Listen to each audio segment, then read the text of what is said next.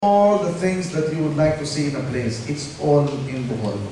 You have malls, you have shops, you have theaters, and everything you want to see here for a wholesome destination. Other than this, we would like to see Bohol even progress, even more. But we should also realize the fact that when we have our own plans to progress and to develop, the bottom line is our people must have food to eat. Our people must have jobs. Our people must have livelihood.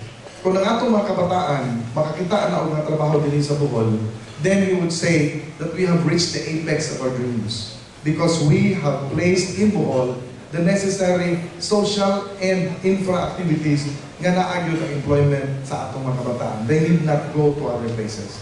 Now, investments, mo ni major na ito kaginahanglan. Prime agricultural tourism destination, balanced agro-industrial province, we must ask and invite more people to invest in Bohol so that there will be more jobs.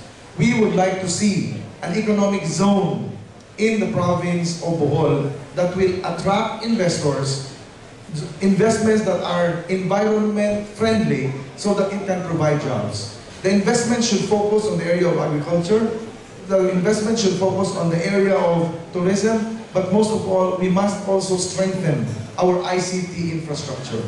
Kaya bisan ang mga calling centers nato nga sa ubang mga probinsya, it can sit well with tourism. It can sit well with agriculture.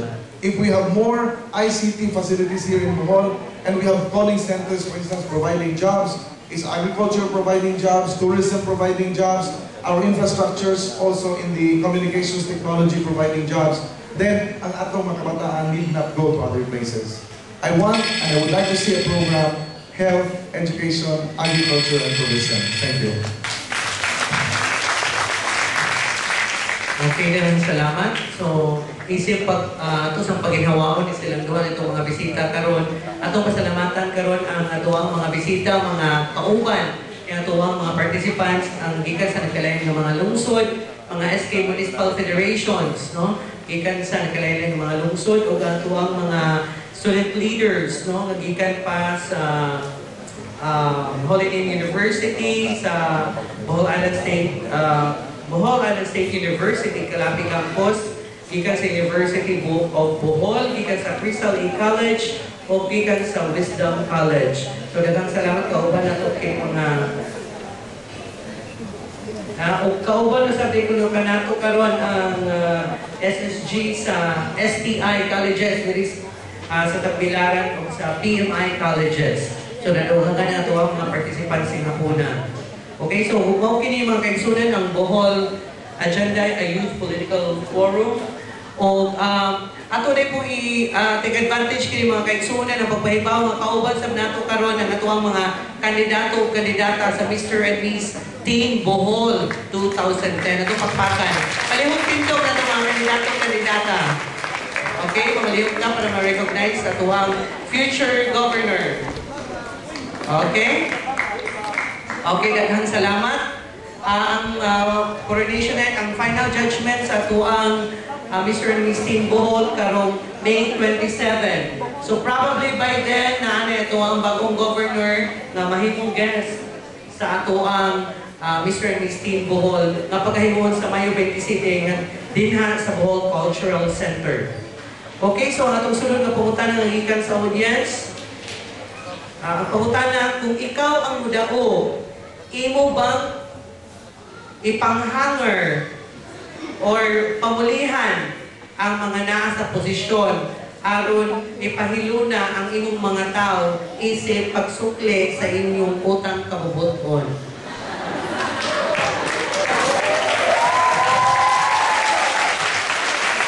Okay, pangutana, kung ikaw ang mudao, imo bang ihanger or pamulihan ang mga nasa posisyon aron ipahiluna ang imong mga tao na suporta isip pagsukli sa imong utang kabubuton? Okay? Mr. Cesar Montano, nakasabot ka sa pangutana? Ako sabot yun. Okay. Okay, so mga kaigsunan, ang tuwag ni Mr. Cesar Montano sa mga pangutana. Di ba papaalisin natin kapag paupo ako, papaalisin yung mga panganalo. Well, balikan po natin yung sinabi sa Philippine Constitution, Article 11, Section 1, 1987. Public office is public trust. Pagtitiwala po ng tao ang kailangan. This is the government of the people, by the people, for the people. Doon po tayo magsiservisyo. Sisilipin po natin, popolarize natin, titignan po natin kung sino po talaga yung mga empleyado ng gobyerno. Kaya po, yan po yung number one plataforma ko po, nililisin natin. Kung sino po talaga yung nagtatrabaho ng tapat na makakatulong sa gobyerno, sa pangkalahatan, sa katauhang pulanon. Sino po yung hindi rin na instead of being an asset, nagiging liability. Of course, yun po yung dapat nating gawin. Yun po ang desisyon, hindi po dapat ng governor. Desisyon yun dapat ng katawang pulanon. Yun po ang ipopolarize natin. Pero hindi po, dahil po, please don't get me wrong, hindi po dahil governor, tatanggalin mo na lahat, palitan mo na kung anong gusto mo. No. I believe there are Boholanos na empleyado po nandiyan sa gobyerno na matitino at maayos po magtrabaho, na talaga nakakatulong. And they should stay. At madali po ma-identify yun. It's not a problem na para ma-identify po sila. Katulad po ng sinasabi natin palagi, kailangan po natin i-background check lang. Ano po ba yung ginawa niya? Ano po ba yung naging problema niya?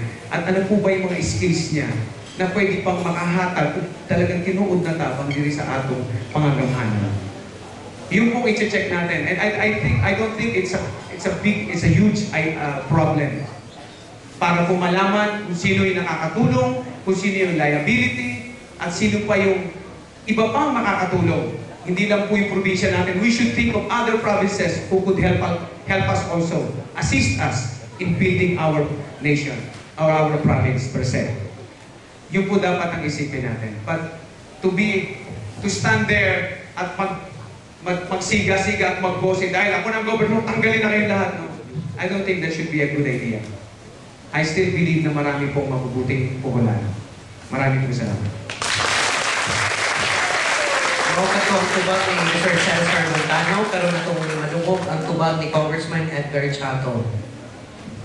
This is where the principle of track record will come into play. Kaya ang pangutana or ang nagpangutana, murag nagpasabot nga ang iyang pagpapha sa trabaho is purely because of political reasons.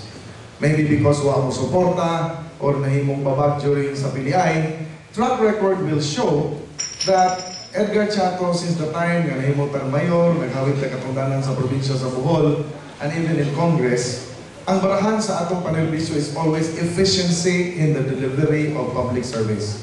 So, di mo kadungog o istorya nga sa Edgar Chato na mapha sa mayor patungod kay wa mo boto niya.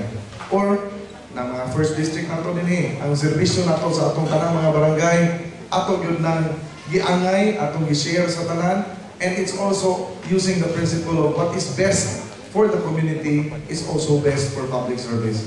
Mauni nga, o mag-isgot ta o mamabhaba sa tanan, atong i-qualify, nga wa mo kuyog nato, atong i-qualify by saying nga dili na maoy prinsipyo ni Edgar, sukat pa nga siya nangalagad hangtod karon. That is using traditional political styles. Nga o dili imo tangtang yun diretso. Managingon no vote, i-vote. That is the kind of principles of traditional politics. We are not adhering to that. But we have to also look into the fact na naigitawag o coterminous positions in government. So kanang coterminous positions, necessarily, inighawa sa daan nga official, mabakit po ang mga positions. And that is where you put in the very, very effective people and efficient people nga imong gitagaan trust and confidence. They are removed not because Edgar Chato is removing them, but because the law says ang coterminous mawag yun diha sa core ng opisina. Of course, it's your responsibility now to put in the best persons that you can trust. For permanent positions, they have to stay regardless of their political affiliations because they are protected by civil service rules, and if ever they are performing well, they should be given credit for performance. So, again, I would like to repeat, this is where sincerity and performance is made a basis of judgment. Edgar Chato, gibukanungog sa tanang mga posisyon ng iagian nga nagbukod sa mga tao nga wa makakuyog niya.